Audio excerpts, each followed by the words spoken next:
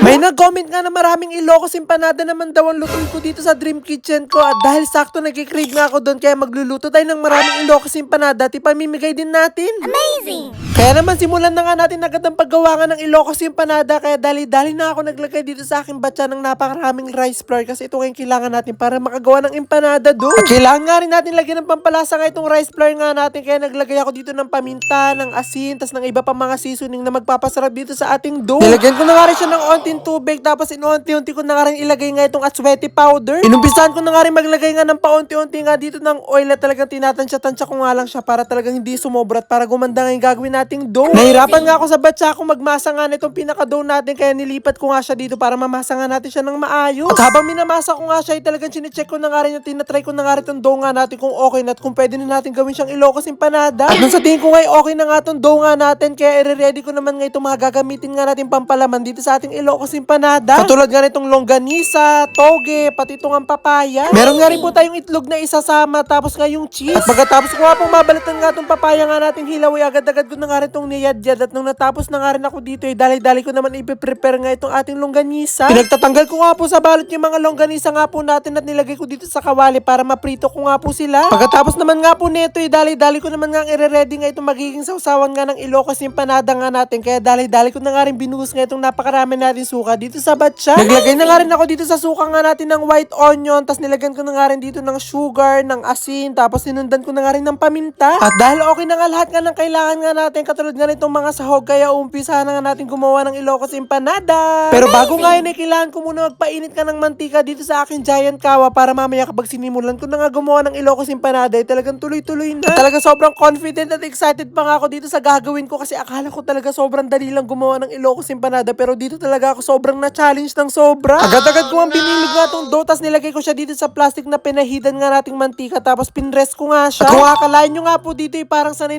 na ako gumawa ng Ilocos empanada, pero nakailang ulit po ako dito para talaga magawa ko siya ng maayos. Pagkatapos ko nga po kasing ilagay yung mga sahog dito sa pinakaloob ng empanada, tapos tatakluban ko na nga siya, talagang nabubutas. Pero kinalaunan naman po, inalaman ko kung paano nga yung technique para hindi mabutas nga itong pinaka-dough ng empanada natin kapag tinakluban na siya. Kailangan nga po hindi po sobrang nipis at hindi rin po sobrang kapal, talagang saktong-sakto lang para talagang hindi siya masira. At kailangan nga po talaga madulas yung pagkakapitan nga nitong empanada, kasi kapag hindi nga madulas ay talagang didikit siya sa balat mo, kaya naglalagay ako ng mantika sa kamay. Kaya kung meron nga po dito mga marunong gumawa talaga ng mga Ilocos empanada, i-comment nyo na nga lang po kung tama talaga po yung ginagawa ko or mali. Kung meron nga po kayong maling makita nga na ginawa ko po, ipagpasensyahan nyo na nga po kasi first time ko pong gumawa nga nito. At nung kinalaunan nga nung nalaman ko na nga kung paano nga siya gawin, talagang tuloy-tuloy na nga ako nakakagawa nga nitong empanada, talagang tuloy-tuloy na nga rin ako nakakapagprito. At yung mga nagagawa ko nga pong Ilocos empanada ay talagang hindi pare-pares nga yung mga size nga nila, talagang magkakaiba, yung iba malalaki, yung iba maliliit. Natatawa pa nga ako kasi meron nga ako nagagawa na sobrang laki na mukha ng ang pamaypay. At habang piniprito ko nga sila isa-isa, talagang natatakam na nga ako dito sa niluluto ko, kasi nung nakaraan linggo pa nga ako nag-crave dito sa Ilocos empanada, kaso wala akong mahanapan na nagbebenta nito dito sa amin. Kaya finally ngayong araw ay matitikman ko na nga siya. Talagang hindi ko nga lang siya matitikman kasi mapapatikim pa natin siya sa marami. Sobrang favorite na favorite ko nga talaga tong Ilocos empanada, kaya sana soon makapunta nga ako sa Ilocos para talaga matikman ko yung original na Ilocos empanada. At maya-maya nga lang din unti-unti na nga po tayo nakakaluto nga nitong Ilocos empanada, kaya hindi na nga ako nakatiis at agad-agad na nga ako kumuha dito para matikman ko na nga tong niluto ko.